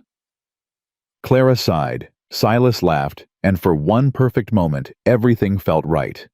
Then the door opened and reality walked back in. Not Thorne this time. A deputy, young, nervous hand resting on his holster. "Silas Weston." Silas stood slowly. "That's me." "You're under arrest." The restaurant went silent. Clara rose to her feet. The children stopped eating. "Arrest for what?" "Assault. Mr. Lawson Thorne filed a complaint. Says you attacked him without provocation in the Territorial Claim Office." "That's a lie," Clara said. "Thorne threatened me. Silas was defending—" "Ma'am, I don't make the laws, I just enforce them." The deputy looked genuinely apologetic. "Sir, I'm gonna need you to come with me." Silas looked at Clara, at the children, at everything he'd just promised to protect. "It's all right," he said quietly. "I'll sort this out." Silas. "Take the children back to the hotel. Get them settled. I'll find you." "But, Clara." He held her gaze. "I'll find you. I promise." She wanted to argue. He could see it in her eyes. But she looked at the children, at Lillian's frightened face, at Tobias's trembling lip, and nodded. "You'd better." Silas held out his hands. The deputy cuffed them quickly, almost guiltily. "Sorry about this, sir. Just doing your job." "Yes, sir." They walked out of the restaurant. The last thing Silas saw before the door closed was Clara's face, fierce, determined, ready to fight. He smiled despite everything. Thorne had made a mistake. He'd underestimated her. He'd underestimated all of them. The jail cell was cold, but Silas had survived worse. He sat on the narrow cot, staring at the ceiling, counting the hours. The deputy had been polite but firm. No visitors until the judge arrived in the morning. Thorne's doing, no doubt. Another delay, another obstacle. But the claim was filed. That was what mattered. Whatever happened to Silas, the silver belonged to his family now. His family. Strange how natural those words felt. Footsteps echoed in the corridor. Silas sat up, expecting the deputy with dinner. Instead, Elijah appeared at the bars. "How did you get in here?" "Told the deputy I was your son." Elijah's jaw was tight. He didn't ask questions. "Clara know you're here." "She sent me." The boy reached through the bars, handed Silas a folded paper. "She said you'd need this." Silas unfolded it. Inside was a detailed account of what had happened in the claim office, Thorne's forged documents, his threats, the exact words he'd used when he promised to burn everything Clara loved. "She wrote it all down," Elijah said. "Every word. She says it's enough to get the charges dropped if the judge is honest." "Big if." "She also says—" Elijah hesitated. "She says if the judge isn't honest, Hector has another plan." "What kind of plan?" "She didn't tell me. Just said you shouldn't worry." Silas looked at the paper in his hands. Clara's handwriting was neat, precise, the writing of someone who'd been forced to document her own survival more than once. "She's something else, your ma." "I know. You're lucky to have her." Elijah was quiet for a moment. Then, "So are you." Silas looked up. "When Pa died," Elijah continued, "I thought that was it. I thought we were done, our family, our future, everything. But Ma just kept going, kept fighting, kept finding ways to survive when there weren't any." He paused. "She could have given up 100 times. She didn't." "No, she didn't. And now she's fighting for you." Elijah met his eyes through the bars. "A man she barely knows. A man who lied to her. A man who—" "I get it. I don't deserve it." "That's not what I'm saying." Elijah took a breath. "I'm saying she believes in you. She doesn't do that easy. Not anymore." He stepped back from the bars. "Don't make her regret it." "I won't." "You'd better not." Elijah turned to go, then stopped. "Oh, and Tobias wanted me to tell you something." "What?" "He says if you die in prison, he's keeping your horse." Despite everything, Silas laughed. "Tell him he can have it." "I'll tell him you said maybe." Elijah's mouth twitched. "Don't want him getting too confident." Then he was gone.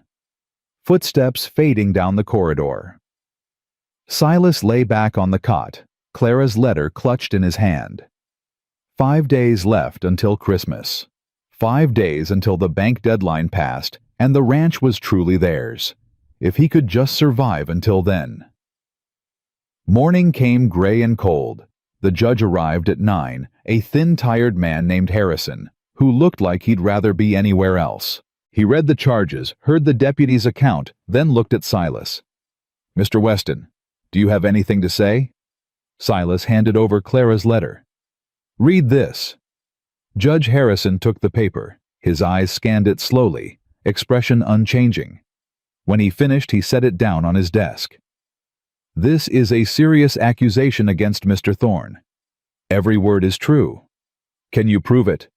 The clerk can verify the forged documents. Half the town can verify Thorne's threats against my family." Silas stood straighter. "And I can verify that when a man threatens to burn down my home with my wife and children inside, I'm gonna hit him." "Your wife." Silas didn't hesitate. "My wife." Judge Harrison studied him for a long moment. Then he turned to the deputy. "Release him." "Sir." "I said release him." The judge stood. "I've known Lawson Thorne for 15 years. I've watched him buy this territory piece by piece, always staying just inside the law. But threatening a woman and children—" He shook his head. "That's a step too far, even for him." "He won't be happy, sir." "Mr. Thorne's happiness is not my concern." Judge Harrison looked at Silas. "Go home, Mr. Weston. Take care of your family, and if Thorne bothers you again, you come straight to me." Silas nodded. "Thank you, sir." "Don't thank me. Thank whoever taught you to marry a woman who keeps detailed records." The ghost of a smile crossed the judge's face. "That letter of hers is better than anything my prosecutors have written in years." The deputy unlocked the cell. Silas walked out of the jail into pale morning sunlight. Clara's letter still in his hand. She was waiting across the street. The children stood behind her, Elijah with his arms crossed, Samuel clutching his books, Rosemary holding Lillian's hand, Tobias practically bouncing with impatience. Hector and his men flanked them like an honor guard. Clara didn't move. She just stood there watching, waiting. Silas crossed the street. He stopped in front of her, close enough to touch, close enough to see the worry lines around her eyes, the sleepless shadows beneath them. "You came back," she said. "Told you I would." "I know. I just—" Her voice broke. "I wasn't sure." Silas reached up, touched her face. Gently, like she might shatter if he pressed too hard. "I promised Lillian I wouldn't make you cry." "Then you'd better stop touching me like that." But she was smiling. Crying and smiling at the same time. "I ain't gonna stop." "I know." She leaned into his hand. "I know you're not." Tobias's voice cut through the moment. "Does this mean we can go home now?" Clara laughed, wet, broken, beautiful. "Yes, sweetheart, we can go home." Home. The word had never sounded so good. The ride back took 3 days. 3 days of frozen roads and mountain passes, of children sleeping in wagons and adults taking turns keeping watch. 3 days of looking over their shoulders, waiting for Thorne's men to appear on the horizon. They never did. Hector rode ahead to scout. His men flanked the wagon hands, never far from their pistols. But the road stayed empty, the mountains stayed quiet, and slowly, impossibly, the tension began to ease. "He's given up," Tobias declared on the second day. "The bad man's scared of us now." "Men like Thorne don't give up," Elijah said. "They just wait.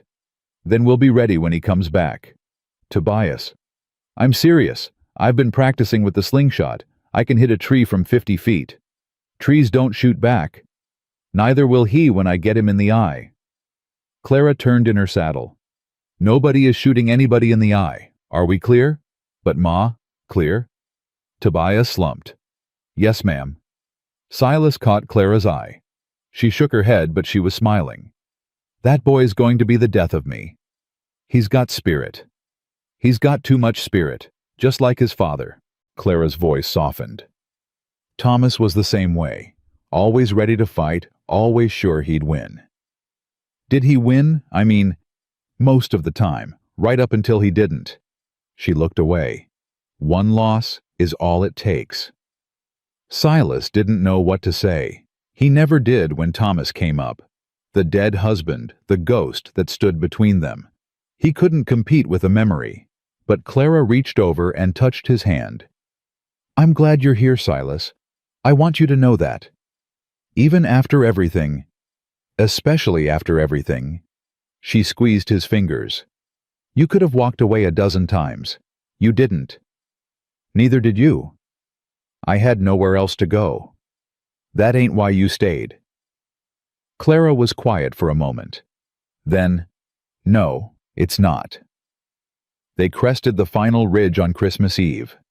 The ranch spread below them, small and battered in the winter light.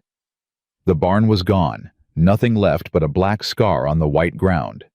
The fences sagged. The house looked tired, defeated, but smoke rose from the chimney. "Someone's here," Elijah said, hand moving to the rifle. "Easy." Hector had already dismounted, was studying the tracks in the snow. "These prints are old. Day maybe two. Whoever was here left a while ago." "Then who lit the fire?" The front door opened. A figure stepped onto the porch, old, bent, wrapped in a blanket that had seen better days. Ezra Hawkins. "About time you got back," he called. "I've been keeping your fire going for 2 days. You owe me for the firewood." Silas dismounted. "What are you doing here?" "Waiting for you. What's it look like?" Ezra hobbled down the steps. "Heard what happened in Denver. Heard Thorne got his nose bloodied. Figured you might need someone watching the place while you were gone. You came all the way out here alone." "Ain't alone." Ezra jerked his thumb toward the side of the house. "Brought some friends." Silas walked around the corner. Stopped. A dozen men stood in the yard. Ranchers, farmers, miners, men. Silas recognized from town men. He'd done business with men who'd watched him struggle for years and never offered help. They were building. A new barn was going up, frame already in place, walls starting to take shape. Lumber was stacked, nearby tools scattered across the ground. These men had been working. "What is this Christmas present?" Ezra appeared at his elbow. "Thorne's been squeezing this territory for 30 years. People are tired of it. When word got out what he did to your barn, what he tried to do to your claim." The old man shrugged. "Folks decided to push back. They're building me a barn. They're building themselves a barn, on your land. Way they see it, if you've got silver, you've got power. Power to stand up to Thorne. Power to change things around here." Ezra's eyes were sharp despite his age. "You ain't just fighting for yourself anymore, Weston. You're fighting for all of them." Clara had followed the children trailing behind. She stared at the rising structure with something like wonder. "I don't understand. These people, I don't even know them." "You don't have to."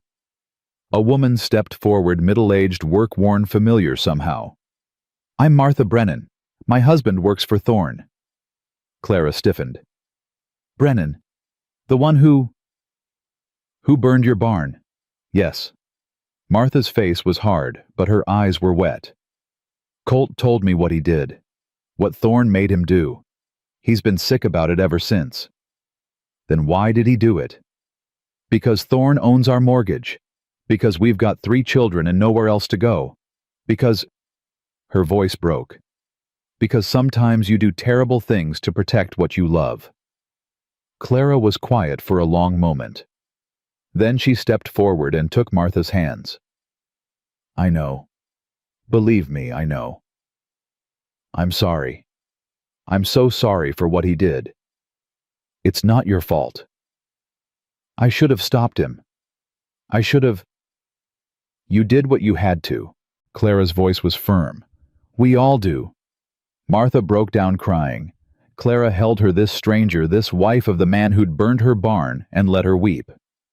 Silas watched something shifting in his chest. This was who Clara was. Not just strong, but merciful. Not just fierce, but kind. This was who he'd married. The thought hit him like a thunderbolt. They weren't married. Not really. The advertisement had promised partnership, but they'd never stood before a preacher, never exchanged vows. They were living like a family, fighting like a family, but legally, they were still strangers. "Clara." She looked up from Martha's shoulder. "We need to talk." The children were inside, warming themselves by the fire. Ezra had taken over organizing the barn raising, his gruff voice carrying across the yard. Martha had joined the other women wives and mothers who'd come to help bringing food and blankets and hope. Silas and Clara stood on the porch watching it all unfold. "What did you want to talk about?" Silas took a breath. "We ain't married." Clara blinked. "What? We ain't married. Not proper. The advertisement said wife, but we never—" He stopped, started again. "I told the judge you were my wife. Elijah told the deputy he was my son. We've been acting like a family, but we're not. Legally." "No." Clara turned to face him. Her expression was unreadable. "Does that matter to you?" "It matters to me that you have a choice." Silas forced himself to meet her eyes. "When you answered that ad, you were desperate. You had nowhere else to go. But now—" He gestured at the yard, at the people working, at the future taking shape. "Now you have options. The claim is filed. The ranch is yours as much as mine. If you want to leave, take the children, start over somewhere else." "Is that what you want?" "No." "Then why are you giving me permission to leave?" "Because you deserve the chance to choose. Really choose. Not out of desperation or fear or—" Clara kissed him. It wasn't gentle. It wasn't tentative. It was the kiss of a woman who'd made her decision and was tired of waiting for the man to catch up. When she pulled back, Silas couldn't breathe. "I chose," Clara said. "I chose when you ran into a burning barn for my son. I chose when you gave Samuel your mother's books. I chose when you promised my daughter you wouldn't make me cry." She touched his face. "I chose you, Silas Weston. I've been choosing you for weeks. I was just waiting for you to notice." "I noticed." "Then stop giving me permission to leave and ask me what you really want to ask." Silas's heart was pounding. "I don't have a ring. I don't need a ring. I don't have much of anything. You have a ranch, a silver claim, and 5 children who've decided you're their father whether you like it or not."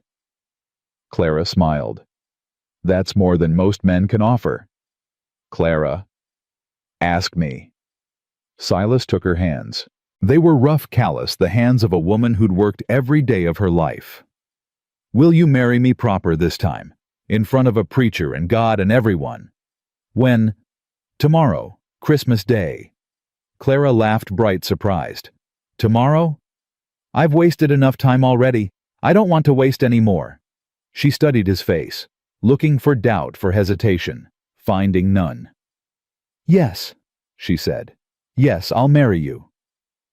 From inside the cabin, a cheer went up. Silas turned to find all 5 children pressed against the window faces, split with grins. "They were watching," Clara said, not surprised at all. "You knew." "I suspected." She raised her voice. "All right, you hooligans, get out here." The door burst open. Tobias reached them first, throwing his arms around Silas's waist. "Does this mean you're really our pa now?" "Reckon it does. And we're really staying forever." "Forever." Tobias whooped. Samuel smiled his quiet smile. Rosemary hugged Clara, crying happy tears. Even Elijah's stoic, suspicious Elijah looked pleased. Lillian was the last to approach. She stood in the doorway, watching, uncertain. Silas crouched down to her level. "What do you think, Lily? Is it okay if I marry your ma?" Lillian considered the question with tremendous seriousness. Then she nodded. "Papa would have liked you." The words hit Silas like a physical blow. Papa. Not my papa. Just Papa, as if Thomas were still present, still watching over his family. "You think so?" He always said real men protect the people they love, even when it's hard, even when they're scared. Lillian's dark eyes held his. "You do that." "I try." "That's all Papa ever did. Try." She paused. "He'd want Mama to be happy." "What about you? Do you want Mama to be happy?" "I want Mama to be happy, and I want us to stay, and I want—" Lillian hesitated. Then very quietly, "I want to call you Papa, if that's okay." Silas couldn't speak. His throat had closed up. His eyes were burning. He pulled Lillian into his arms and held her tight. "That's okay," he managed. "That's more than okay." Clara knelt beside them, wrapping her arms around both. The other children piled on Tobias, laughing, Samuel smiling, Rosemary crying, even Elijah joining the embrace. They stayed like that for a long moment. A family, finally. A real family. Christmas morning dawned clear and cold. The barn-raising crew had worked through the night. The structure was complete now, not fancy, but solid. Strong enough to last through whatever storms came next. The men had gone home to their own families, but they'd be back. This was just the beginning. Reverend Stone arrived at 9. He was a small man, soft-spoken, but his eyes were kind. "I hear there's a wedding." "If you're willing," Clara said. "I'm more than willing. Been waiting for this territory to see some good news." He smiled. "Shall we begin?" They gathered in front of the cabin, the children, Ezra Hector and his men, Martha Brennan, and a few other women who'd stayed to help. Not a grand ceremony, not what Clara had dreamed of when she was young. Better. "Dearly beloved," Reverend Stone began, "we are gathered here today to witness the union of Silas Weston and Clara Maddox. In the sight of God and this community, they will pledge their lives to each other." Silas stood facing Clara. She wore her best dress, faded, patched, but clean. Her hair was braided with ribbons, Rosemary had found somewhere. She looked beautiful. "Silas, do you take this woman to be your wife, to love and cherish in sickness and in health, for richer or poorer, as long as you both shall live?" "I do." "Clara, do you take this man to be your husband, to love and cherish in sickness and in health, for richer or poorer, as long as you both shall live?" "I do." "Then by the power vested in me, I pronounce you husband and wife." Reverend Stone smiled. "You may kiss the bride." Silas pulled Clara close, kissed her the way he'd wanted to since that first day at the stage stop when she'd climbed down with 5 children and no apologies. The children cheered. Ezra whistled. Someone threw rice, probably Tobias, because it hit Silas in the ear. When they broke apart, Clara was laughing. "We're married." "We're married." "Now what?" "Now." Silas looked at the cabin, at the new barn, at the children celebrating around them. "Now we live." The celebration lasted into the afternoon. There was food more than Silas had seen in months, and music from a fiddle someone had brought, and laughter that echoed across the frozen land. Silas stood apart for a moment, watching it all. Clara dancing with Tobias. Elijah actually smiling as he talked to Hector. Samuel reading to Lillian by the fire. Rosemary helping Martha Brennan serve pie. His family. His home. His future. Deep thoughts. He turned. Ezra had appeared at his elbow, whiskey flask in hand. "Just thinking about how different everything was 3 weeks ago." "3 weeks ago, you were a dead man walking. Now look at you." Ezra offered the flask. "Life's funny that way." Silas took a drink. The whiskey burned warm and familiar. "What happens now, with Thorne?" "Now you've got leverage. The claim's filed. The ranch is secure, and you've got half the territory ready to back you up if he tries anything." Ezra took the flask back. "Thorne's a bully. Bullies back down when they can't win easy. And if he doesn't back down, then you fight. But you won't be fighting alone." The old man's eyes were serious.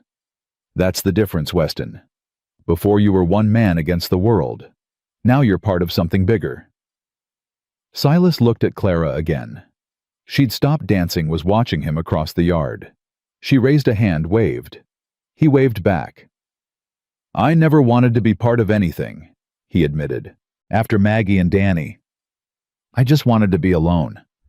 Figured it was easier that way. Safer." "Was it?" "No." Silas shook his head. It was just lonely. Then I'd say this worked out about right. Ezra clapped him on the shoulder. Merry Christmas, Weston. You've earned it. The old man wandered off toward the food. Silas stayed where he was, watching his family celebrate, feeling something he'd forgotten existed. Peace. Not the absence of trouble. Trouble was coming, always was. But peace anyway. The kind that came from knowing you weren't facing it alone. Clara appeared beside him. She slipped her hand into his. What are you thinking about? You, the children, everything. Good everything or bad everything? Good. He turned to face her. I was thinking about how empty this place was before you came. How quiet. It's not quiet now. No, it ain't. He squeezed her hand. I like it better this way. So do I. Clara leaned against his shoulder. I was scared, you know. When the stage dropped us off and you looked at us like we were a plague, I thought I'd made the worst mistake of my life. You almost did. But I didn't. That's what matters. She looked up at him. We're going to be okay, Silas. Whatever comes next, we're going to be okay. How do you know? Because we're together. Because we've already survived the worst. Because... She paused, something flickering across her face. Because I believe in us. Silas kissed her forehead. Then I believe in us too. The sun set on Christmas Day. The guests departed one by one, heading home to their own families, their own celebrations. Hector and his men stayed. They'd camp in the new barn, keep watch through the night, just in case. The children fell asleep one by one. Tobias first, exhausted from dancing and eating his weight in pie. Samuel, next book still open in his hands. Rosemary and Lillian curled together by the fire. Even Elijah eventually drifted off, head pillowed on his arm. Clara and Silas sat on the porch wrapped in a blanket, watching the stars emerge. This time last year, Clara said quietly, I was sitting by Thomas's grave. The ground was frozen, but I'd brought flowers anyway. Wild ones from near the creek. He always liked those best. Silas stayed silent, listening. I didn't know what to do. The children were scared. The creditors were circling. His family had already written us off. She paused. I prayed that night, asked God to send me a sign, show me what to do. Did he answer? Not then. But a few weeks later I saw your advertisement in the paper, Land Roof Future. Clara smiled. I thought maybe that was my sign. And now I know it was. She turned to look at him. You're my answer, Silas. You and this ranch and this crazy, impossible life we're building. I didn't see it at first, but I see it now.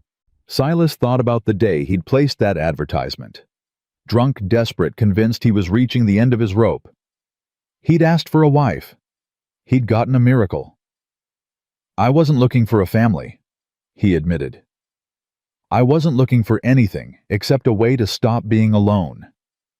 And now I've got more than I ever dreamed of. He pulled her closer. 5 children who call me Papa.